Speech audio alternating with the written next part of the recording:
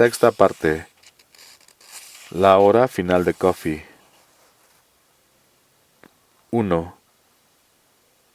Sentado en la galería de Georgia Pines, con la estilográfica de mi padre en la mano, perdí la noción del tiempo evocando la noche en que Harry, Brutal y yo sacamos a Coffee del bloque y lo llevamos a casa de Melinda Moores, en un desesperado intento por salvarle la vida.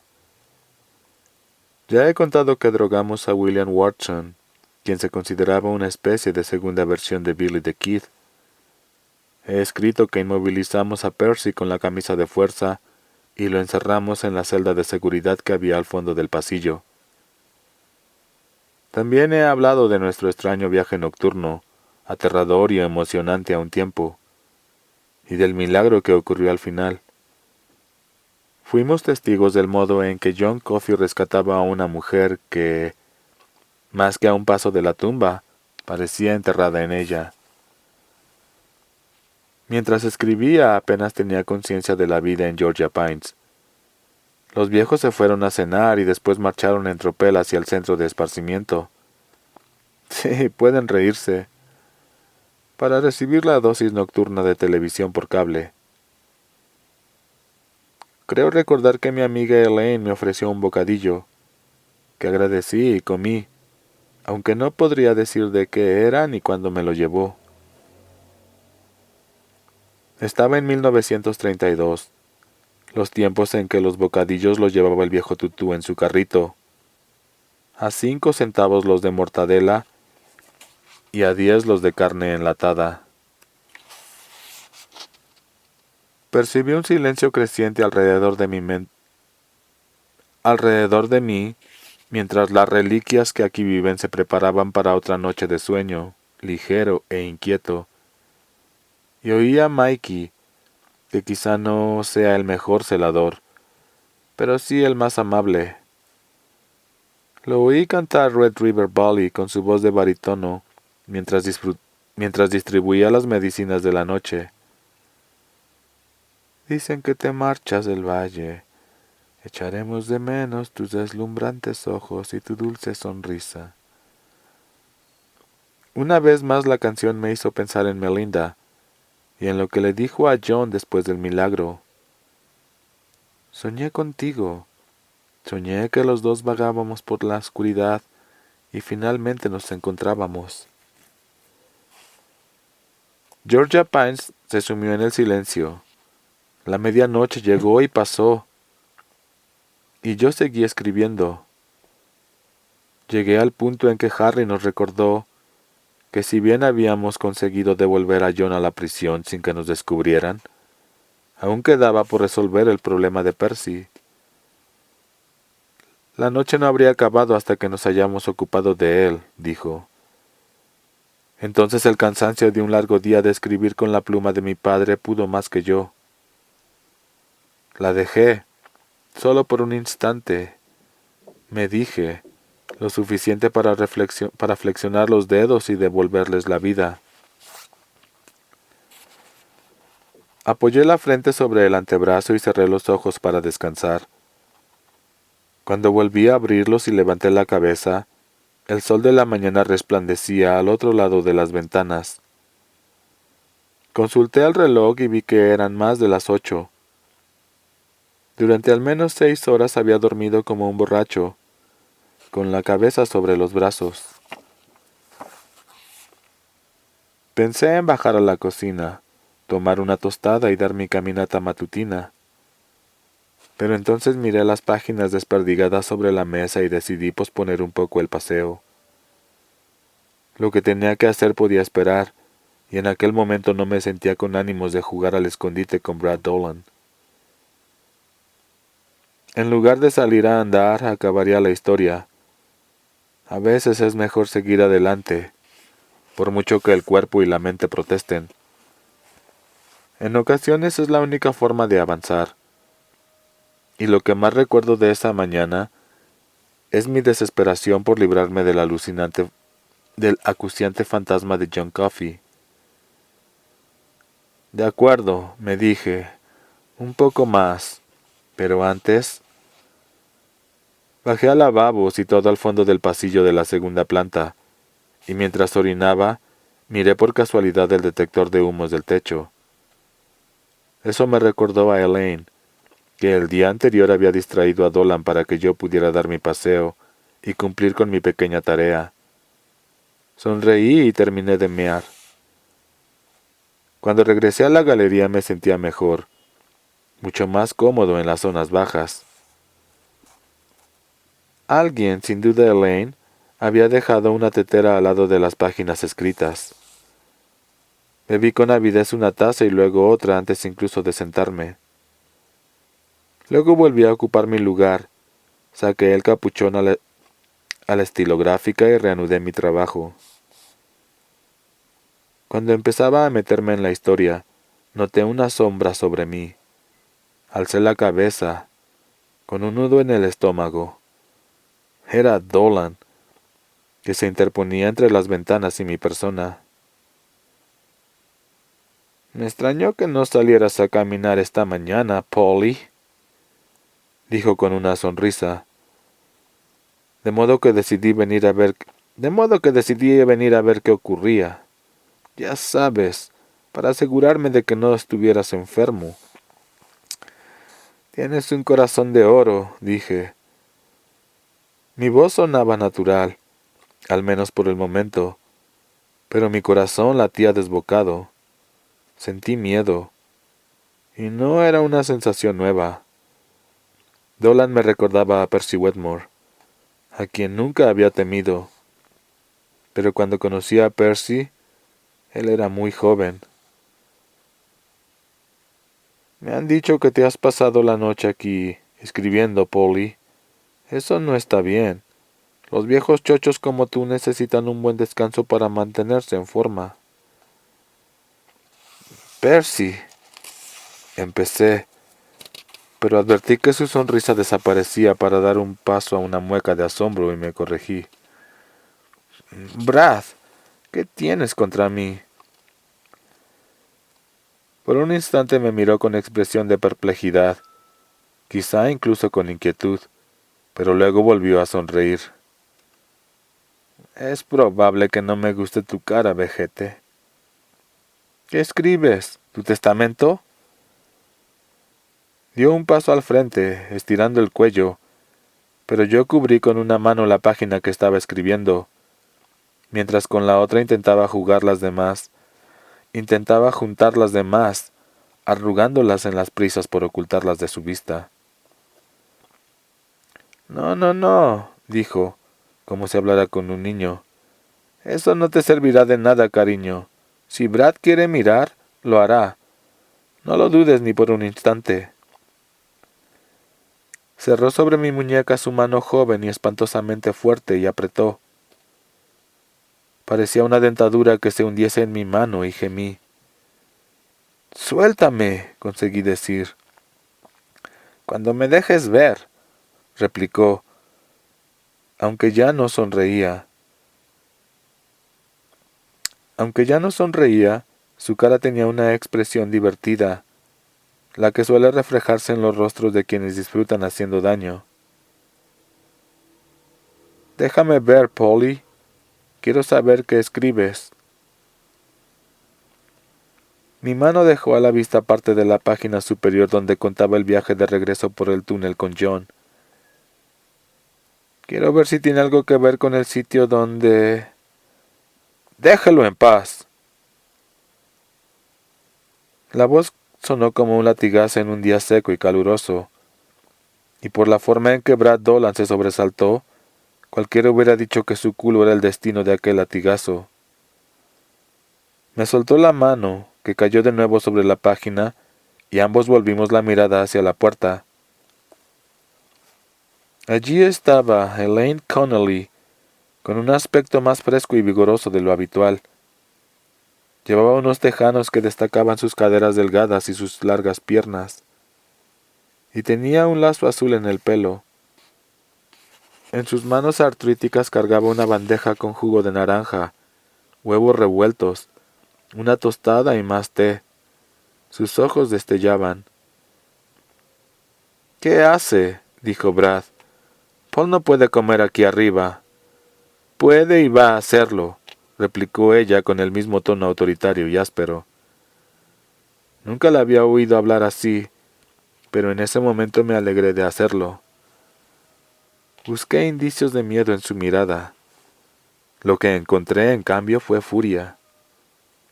«Y usted va a marcharse de aquí y va a dejar de molestar como si fuese una cucaracha».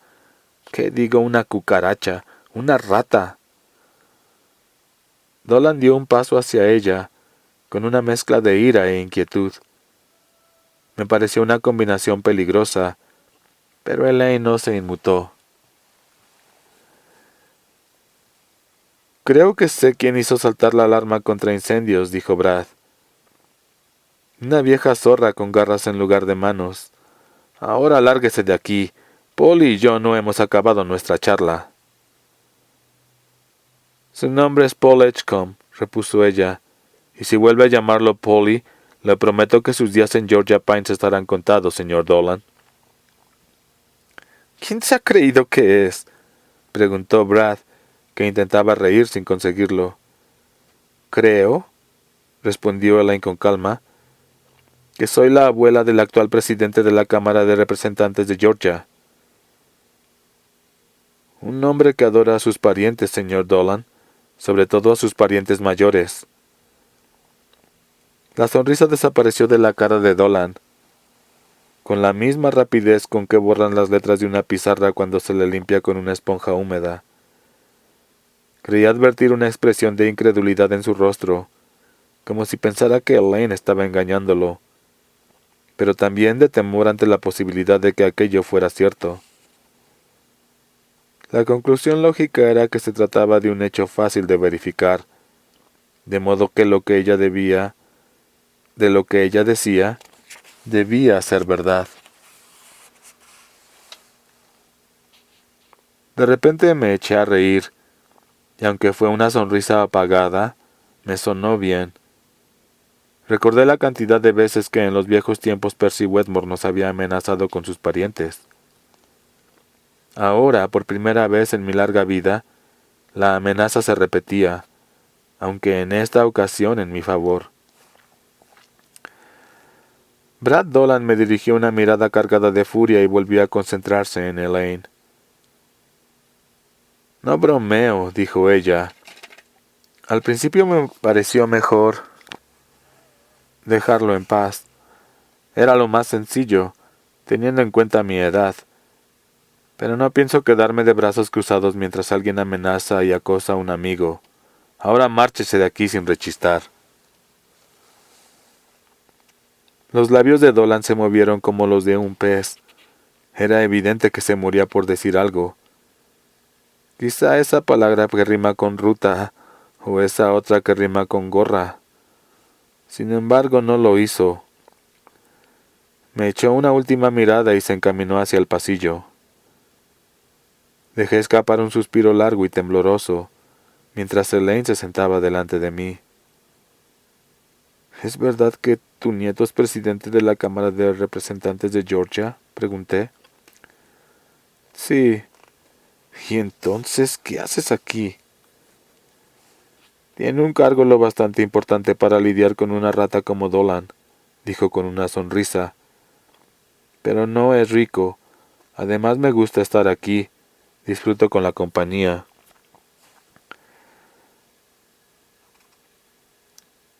«Lo tomo como un cumplido», dije, y era cierto. «¿Te encuentras bien, Paul? Pareces muy cansado».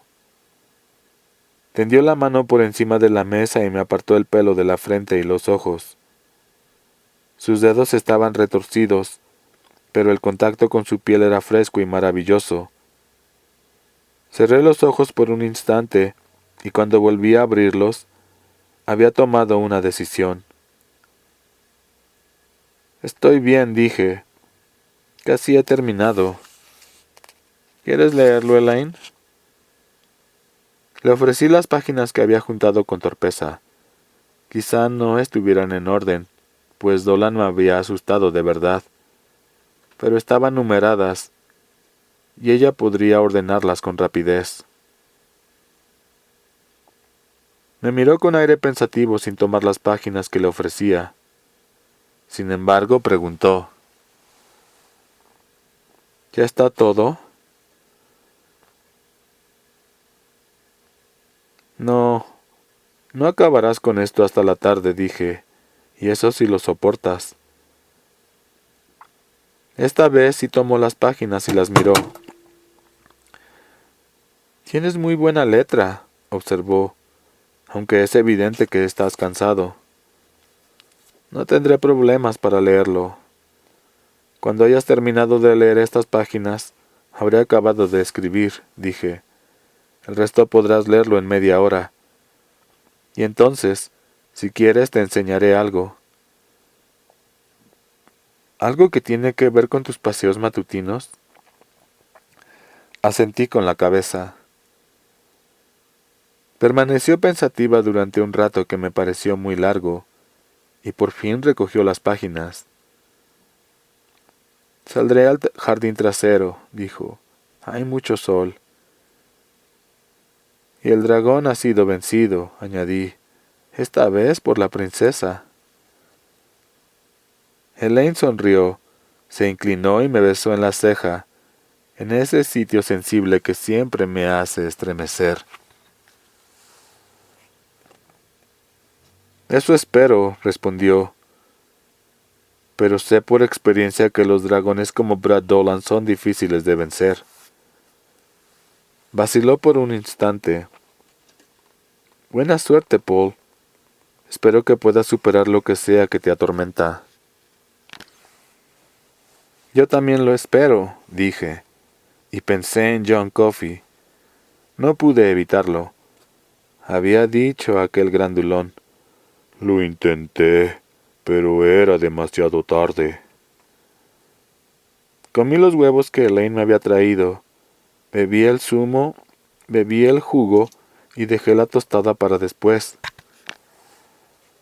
Luego tomé la pluma estilográfica y comencé a escribir, confiado en que fuera la última vez. Solo un poco más. 2. Esa noche, cuando llevamos de regreso a John a Bloque E, la camilla no fue un lujo sino una necesidad. Dudo mucho que hubiera podido recorrer el túnel por sus propios medios.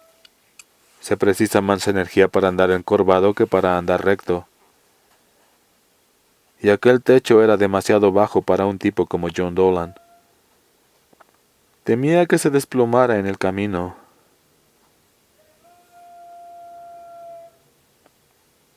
¿Qué explicación daríamos? 2. Esa noche, cuando llevamos de regreso a John al Bloque E, la camilla no fue un lujo sino una necesidad. Dudo mucho que hubiera podido recorrer el túnel por sus propios medios. Se precisa más energía para andar encorvado que para andar recto. Y aquel techo era demasiado bajo para un tipo como John Coffey. Temía que se desplomara en el camino. ¿Qué explicación daríamos? Sobre todo teniendo en cuenta que también deberíamos explicar por qué habíamos puesto a Percy la camisa de fuerza y luego la habíamos encerrado en la celda de seguridad. Pero gracias a Dios teníamos la camilla. John se tendió en ella como una ballena en la playa y lo empujamos. Lo empujamos hacia las escaleras que conducían al almacén.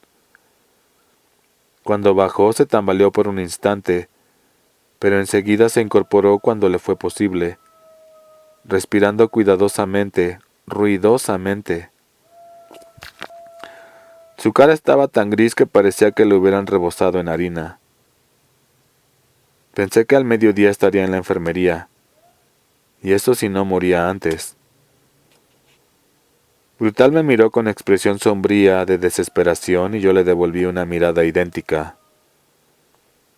No podemos cargar con él, dije, pero sí ayudarlo. Tú tómalo del brazo derecho, que yo le tomaré del izquierdo. ¿Y yo? Preguntó Harry. Tú camina detrás. Si ves que va a caer hacia atrás, empújalo hacia adelante. Y si no lo consigues, agáchate donde crees que va a caer y amortigua el golpe. Terció Brutal. Vaya, dijo Harry. Deberías haber sido cómico. Deberías haber sido cómico, Brutal. Eres muy gracioso. Tengo sentido del humor, reconoció Brutal. Finalmente conseguimos que John subiera por las escaleras. Mi mayor temor era que se desmayara, pero no lo hizo. Ve a comprobar que el almacén esté vacío, le dije. Le dije a Harry, jadeando. ¿Y qué digo si no lo está? Preguntó Harry, apretándose contra mi brazo. ¿Digo ser un verdadero callejero y vuelvo aquí corriendo? No seas idiota, respondió Brutal.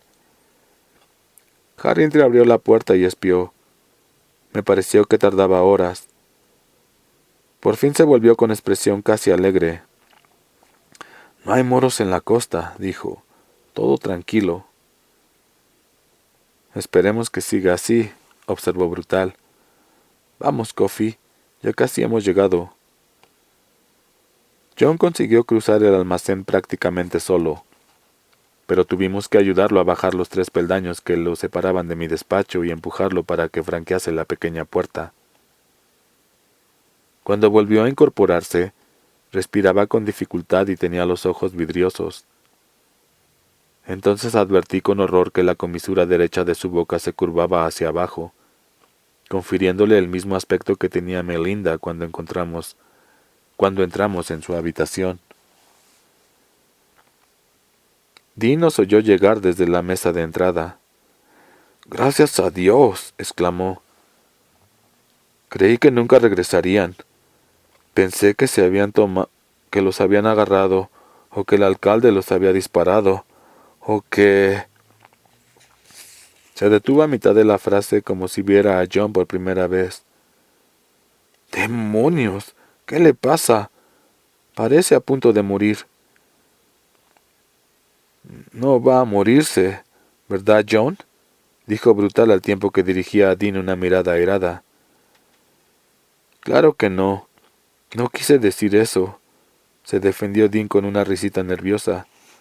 «Solo parece cansado».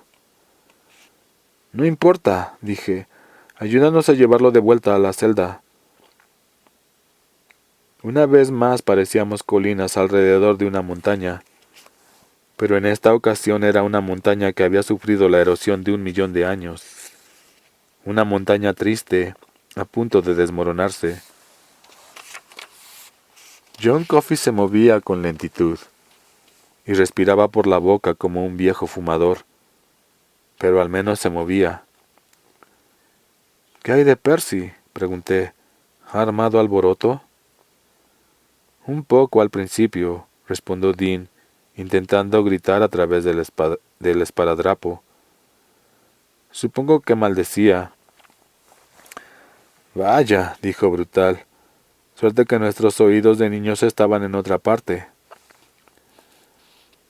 «Desde entonces solo da patadas a la puerta de vez en cuando», dijo Dean, que parecía tan contento de vernos que más que hablar balbuceaba. Las gafas se le habían deslizado hasta la punta de la nariz y las empujó hacia atrás. Pasamos junto a la celda de Wharton. El joven delincuente estaba tendido boca arriba, roncando como una tuba. Esta vez tenía los ojos cerrados. Dean siguió mi mirada y rió. «Ese no ha causado ningún problema. Desde que cayó en el camastro no se ha movido, como si estuviera muerto. Y el que Percy pateara la puerta de vez en cuando no me molestó en absoluto. Para ser sincero, me alegró. Si no hubiera hecho ningún ruido, me habría preguntado si se había ahogado con la mordaza que le pusiste. Pero, ¿saben qué es lo mejor? Este sitio ha estado más tranquilo que un miércoles de ceniza en Nueva Orleans. No ha venido nadie en toda la noche», dijo con voz triunfal, como si se sintiese orgulloso de hecho. «Lo hemos conseguido, muchachos». Eso le recordó el motivo de nuestro plan, y preguntó por Melinda. «Está bien», respondí. Habíamos llegado a la celda de John y comenzamos a creer en las palabras de Dean. Lo hemos conseguido, muchachos. Fue como... ya saben, como con el ratón. Preguntó Dean echando un rápido vistazo a la celda que había ocupado Delacroix y Cascabel, Jingle Bell, Mr. Jingles.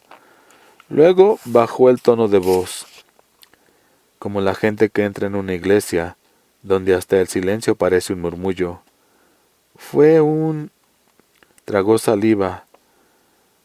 Vamos, ya me entienden. ¿Fue un milagro? Los tres nos miramos, confirmando lo que ya sabíamos. La sacó de la tumba, dijo Harry. Sí, no cabe duda de que fue un milagro. Brutal abrió los dos cerrojos de la puerta y empujó con suavidad a John. Vamos, grandulón. Descansa un poco. Te lo has ganado. Ahora debemos ocuparnos de Percy. Es un hombre malo, dijo John con voz grave, maquinal. Tienes toda la razón, grandulón. Es más malo que un brujo, dijo Brutal con voz tranquilizadora. Pero no te preocupes por él. No dejaremos que se te acerque. Recuéstate y te traeré el café que te prometí. Caliente y cargado. Cuando lo tomes te sentirás como nuevo. John se dejó caer pesadamente en el camastro. Supuse que se tendería y se volvería hacia la pared, como de costumbre, pero permaneció sentado con las manazas entrelazadas entre las rodillas y la cabeza gacha, respirando por la boca. La medalla de San Cristóbal que Melinda le había dado se había salido fuera de la camisa y se balanceaba en el aire. La mujer le había dicho que lo protegería, pero en aquel momento no parecía que nada ni nadie estuviera protegiendo a John Coffey. Cualquiera hubiese dicho que había ocupado el sitio de Melinda en la tumba que Harry había mencionado. Pero por el momento no podía seguir pensando en John Coffey. Me volví hacia los demás. Dean, toma la pistola y la porra de Percy. De acuerdo. Se encaminó hacia la mesa de entrada, abrió un cajón y saqueó la pistola y la porra. ¿Preparados?, pregunté. Mis hombres, todos buenos hombres, nunca me había sentido tan orgulloso de ellos como aquella noche. Asintieron. Harry y Dean parecían nerviosos, pero Brutal seguía tan imperturbable como siempre. Muy bien, yo seré quien hable. Cuanto menos digan ustedes será mejor. Pronto todo habrá acabado, para bien o para mal. Asintieron de nuevo. Respiré hondo y caminé hacia la celda de seguridad. Percy levantó la cabeza y entornó los ojos al ver la luz. Estaba sentado en el suelo, lamiendo el esparadrapo con que le había tapado la boca. Se le había despegado en la nuca, quizá a causa del dolor y la brillantina del pelo. Quizá a causa del sudor y la brillantina del pelo. Y estaba a punto de librarse del resto. En una hora más habría empezado a chillar pidiendo auxilio. Cuando entramos tomó impulso con los pies para retroceder, pero enseguida se detuvo, quizá al comprobar que solo conseguiría empotrarse en un rincón. Era un malvado incapaz de entender nuestro trabajo en el bloque E, pero no era estúpido del todo. Tomé la pistola y la porra de manos de Dean y las tendí en dirección a Percy. ¿Quieres que te las devuelva?, pregunté. Me miró con recelo, pero al instante asintió con la cabeza. Brutal, Harry, dije. Ayúdenle a levantarse. Mis hombres se inclinaron, lo tomaron por debajo de los brazos y lo levantaron. Me acerqué hasta que quedamos prácticamente nariz con nariz. Olí el sudor acre que lo empapaba. fruto en parte de sus esfuerzos por liberarse de la camisa de fuerza o propinar a la puerta los puntapiés que Dean había oído, y en parte sencillamente por miedo a lo que le haríamos si regresábamos. No pasará nada. No son asesinos, debió de pensar Percy, pero luego, al recordar la freidora, debió de saber que sí, que en cierto modo éramos asesinos. Yo solo había ejecutado a 77 hombres, más de los que había inmovilizado con la camisa de fuerza, más de los que había matado al sargento York en la Segunda Guerra Mundial.